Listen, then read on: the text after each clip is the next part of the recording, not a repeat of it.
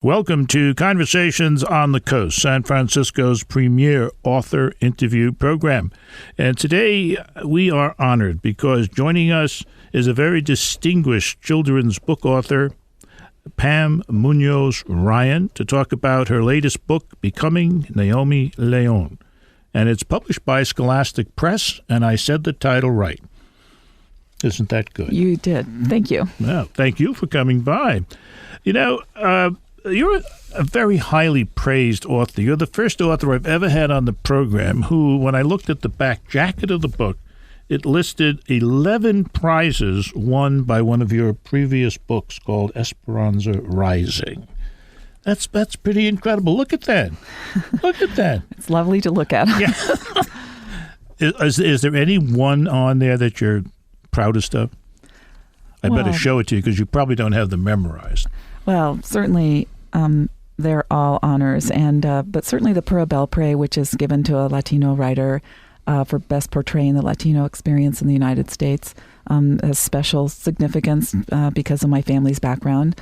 Mm-hmm. So I'm very sentimental about that one. And of course, the Publisher's Weekly Best Book of the Year, that helps very well. That helps very well received in my heart. Did these things help sales? Oh, certainly.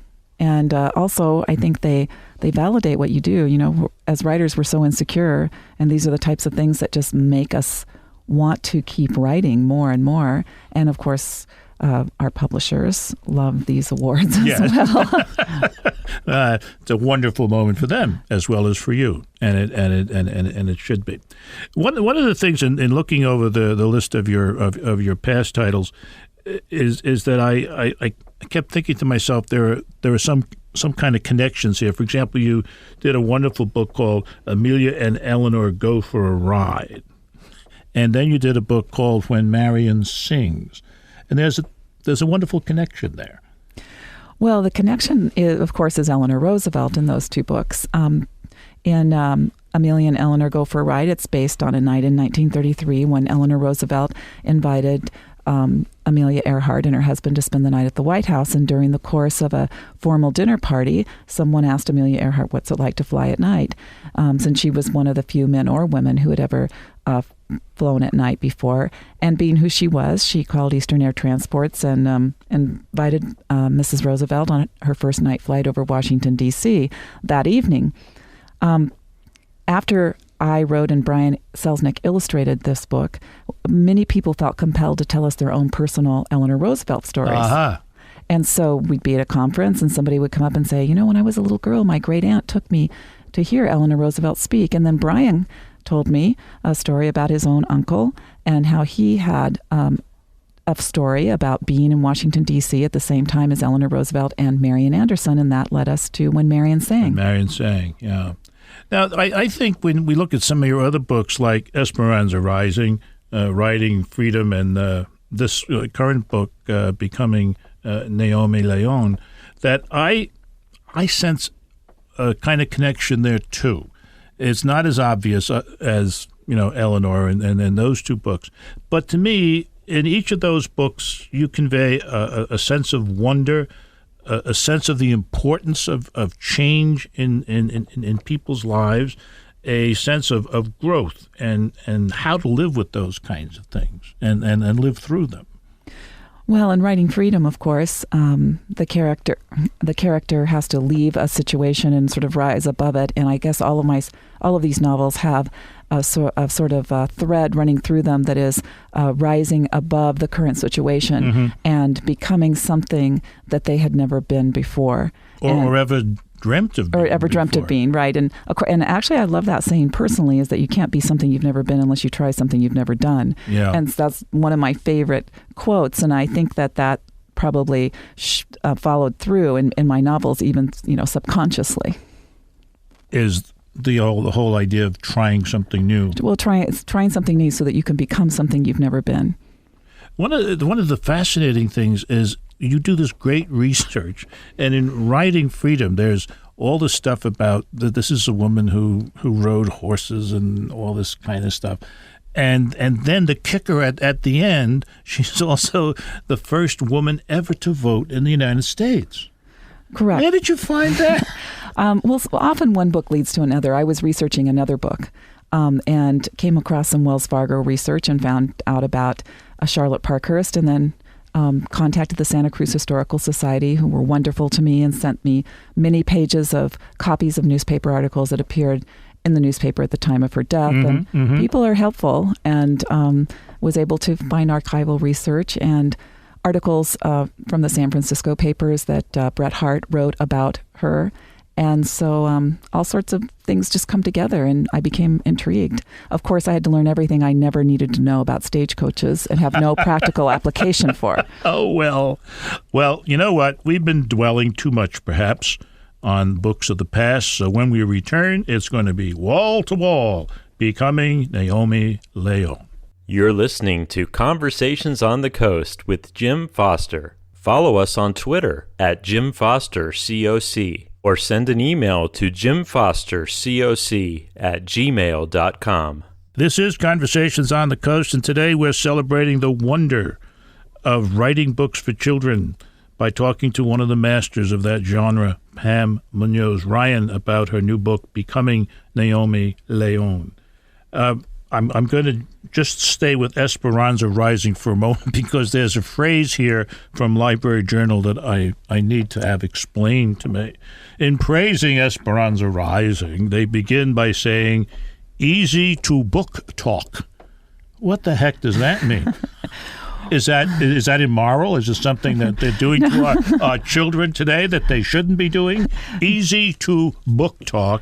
Useful in classroom discussions and accessible as pleasure reading. I don't know. Is this okay? I think it's okay. I didn't write the review, but I was pleased that they gave me a star. So, what does book talk mean? Well, that means for presentation's sake, when you book talk a book and you tell the synopsis of the story, and at least I hope that's what it means. Yeah, that's what I just wanted to make sure. Yeah. I think what they're saying, this is undoubtedly a librarian writing it, saying that this is a book that I can use when I want to sit down and talk books to kids. And I didn't get into this. Well, let's get into Becoming Naomi Leon. And maybe we should talk first about how right the title is. Becoming. Well, Becoming Naomi Leon, obviously the becoming is a little bit of play on words, in that she does become something by the end of the book that she was not at the beginning. And well, she has a name change. She goes from being called Outlaw to being called her original name, Leon. Well, her name is Naomi Soledad Outlaw, or Leon, for which she gets Leon a lot of Outlaw. For which she takes a lot of garbage in school. Right, and this is a child who has several different names because of her family situation, and of course that all becomes part of what she carries on her shoulders and what she must overcome. And the Leon part of her name, Leon in Spanish, means lion. So it's about her evolution to becoming a lioness, a stronger person than she was when she first started out. Yes, a really strong Naomi. There's something else going on here, and I think, again, this is one of the characteristics of so much that you write. This book deals with a social problem, the matter of child custody. In a sense, that is at the center of this book's story arc. And I don't mean to say that this is sociological. It isn't.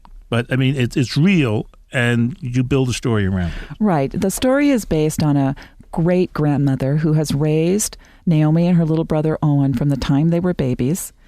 And they've known no other caregiver.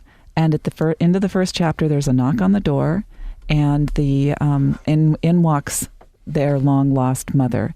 And the story is about the lengths. Who wants to be called Skyla. Skyla, yes, right. She's changed her name.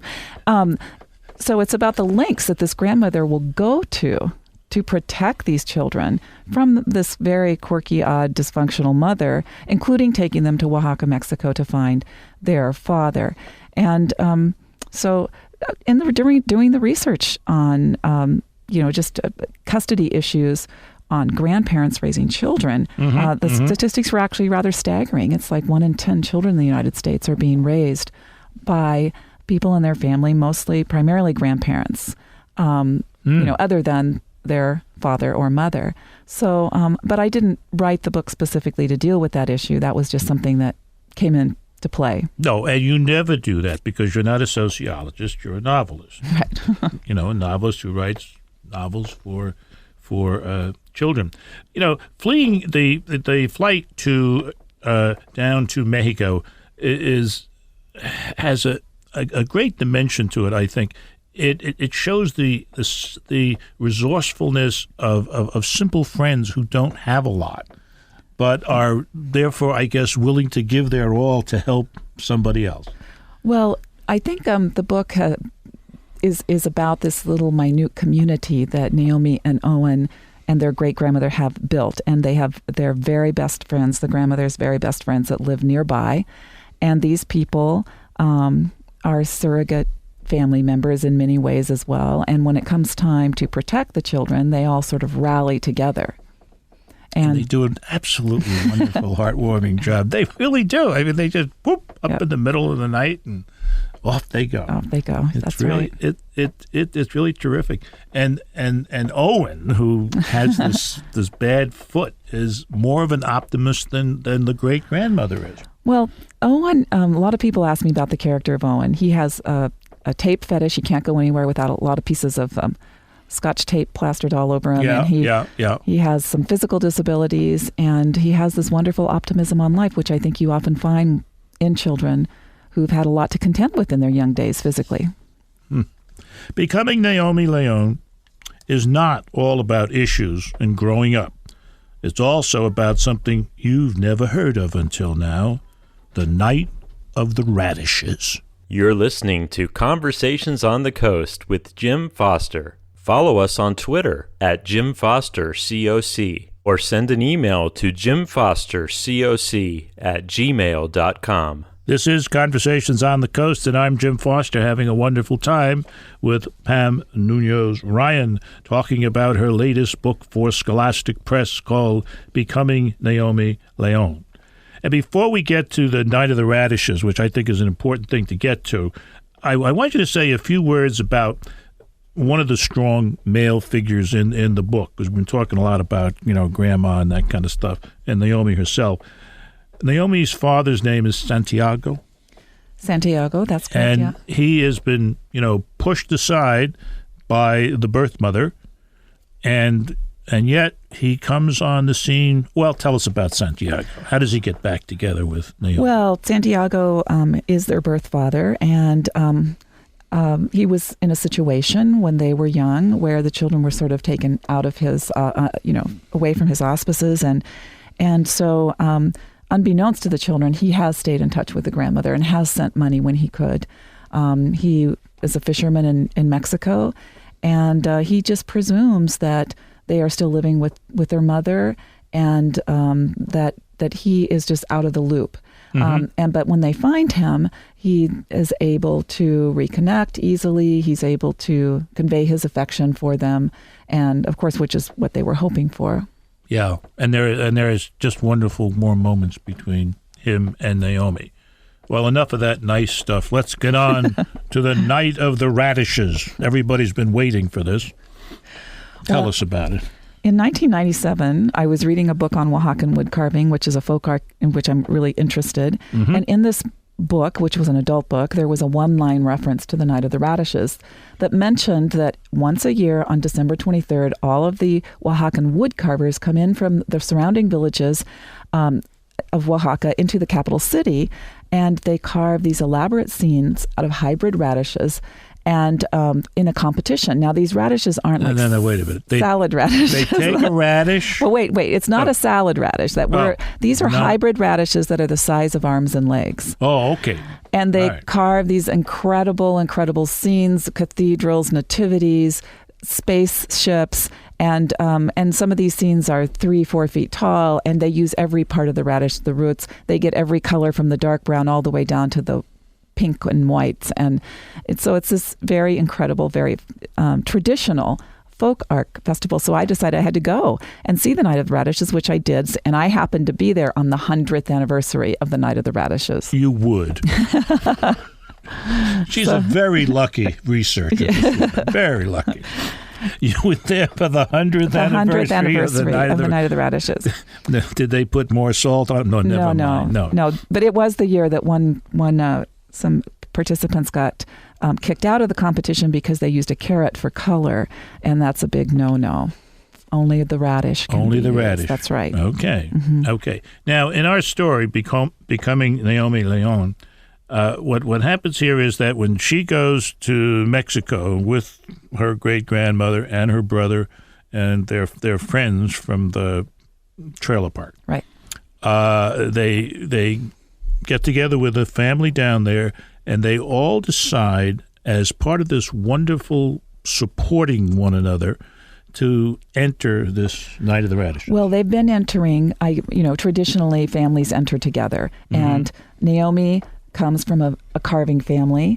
The Leon family has been carving for a number of years, carving in the festival for many years. Okay. And then they connect with this other family, and they know that her father might be at this festival because of his family ties with this festival. And so Naomi is invited to join this family with whom she's staying and participate in the Night of the Radishes. And she's, like they all are, kind of working on an individual piece, and now we're going to hear what happens when it all comes together. I had seen the individual pieces, but I never could have imagined how it all connected. Radish upon radish upon radish had been bound together with thin roots to create the giant trunk and sprawling branches. Radish leaves burst from the top. Fish of every size and shape appeared to swim up the trunk. Panthers prowled across the limb. Crocodiles and lizards lounged on the lower branches. A tiny row of elephants walked tails and trunks above them. Deer and sheep and cows snuggled together in the saddles where the branches met. Beetles and butterflies attached to the leaves. Tiny birds poked through holes, their beaks open as if they were singing. At the very top, my lion, the mane like a majestic sunburst. What a moment. Hold on a minute, because right after that it says, the complete and unabridged animal kingdom with over 200 photographs had come to roost in our tree.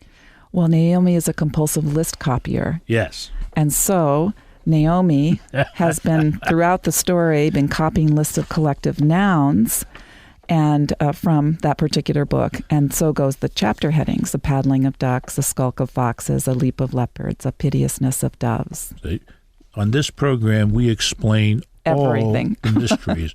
Everything is clear. It's clear that Pam Munoz Ryan is one of our best writers for children.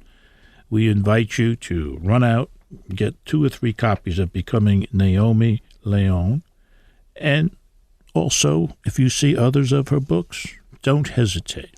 Get them too. This has been Conversations on the Coast, and I'm Jim Foster. Follow us on Twitter at Jim Foster COC, or send an email to jimfostercoc@gmail.com.